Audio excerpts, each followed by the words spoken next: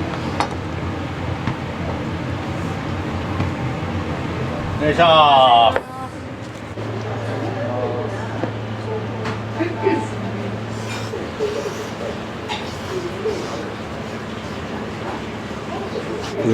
来られるんですか？そうですね、ランチで来ます。おすすめのメニューってあります？インチキつけ麺とか、つけ麺がよく、今日はちょっとランチなんですけど、早いし、うまいし、価格も安いし、最高です。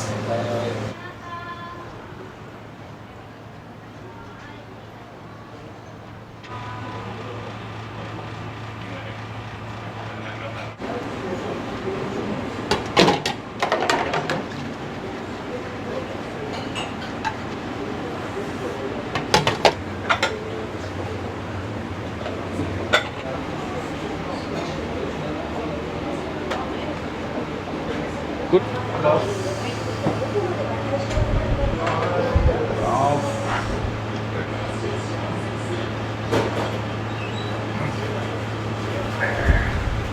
今日はお休みで昼飲みって感じなんですか？そうですか。最高です。